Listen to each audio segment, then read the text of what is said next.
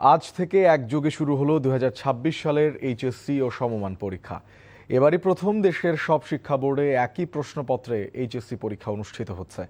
এতে অংশ নিচ্ছেন 12,70,583 শিক্ষার্থী। এর মধ্যে 9টি সাধারণ শিক্ষা বোর্ডে পরীক্ষার্থী 10,69,714 জন। মাদ্রাসা ও কারিগরি শিক্ষা বোর্ডে অংশ নিচ্ছেন 2,08,69 জন। বাংলা প্রথম পত্রের মাধ্যমে সারা দেশে 2,997টি কেন্দ্রে পরীক্ষা শুরু হলো। এর মধ্যে 145টি কেন্দ্রকে ঝুঁকিপূর্ণ হিসেবে চিহ্নিত করা হয়েছে।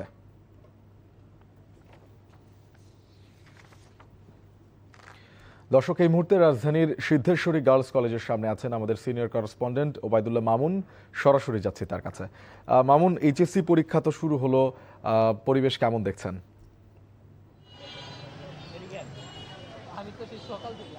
শোভন, আপনাকে ধন্যবাদ।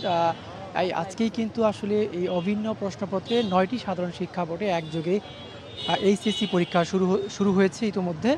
আর 2টি শিক্ষা বোর্ড, একটি হচ্ছে মাদ্রাসা শিক্ষা বোর্ড আর একটি হচ্ছে কারিগরি শিক্ষা বোর্ড। এই মোট 11টি শিক্ষা বোর্ডে 12,70,583 জন শিক্ষার্থী এবারের এইচএসসি ও সমান পরীক্ষায় অংশ নিয়েছে ইতিমধ্যে।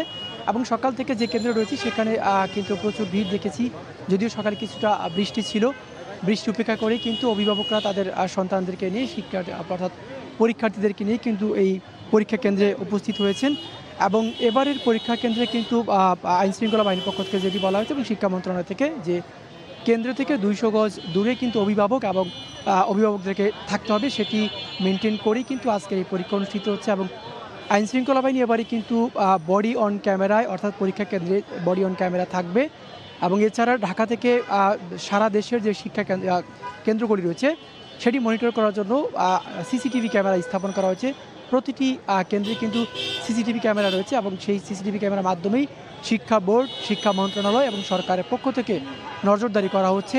একযোগে 11টি যে শিক্ষা বোর্ড, সেই 11টি শিক্ষা বোর্ডের পরীক্ষা কেন্দ্র ঢাকায় বসেই কিন্তু মনিটর করা হচ্ছে। এবং একই সাথে এবারের যে পরীক্ষা, সেই পরীক্ষার নকল এবং প্রশ্ন ফাঁস রোধে সরকার কিন্তু সর্বোচ্চ নজরদারি এবং সর্বোচ্চ ব্যবস্থা নিচ্ছে। গতকাল শিক্ষামন্ত্রী আনম এহসান হক মিলন সংবাদ সম্মেলনে যে বিষয়টি বলেছেন যে নকল যদি কোনো শিক্ষার্থীর কাছে পাওয়া যায় তাহলে সেই শিক্ষার্থী শুধু নয়, সেই পরীক্ষা কেন্দ্রের কেন্দ্রীয় সচিবের বিরুদ্ধেও ব্যবস্থা নেওয়ার কথা ঘোষণা করা হচ্ছে মন্ত্রণালয়ের পক্ষ থেকে।